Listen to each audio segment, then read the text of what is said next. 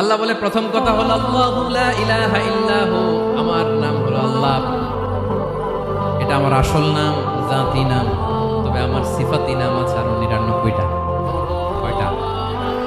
قل ادعوا الله أو ادعوا الرحمن أيما تدعوا فله الأسماء الحسنى।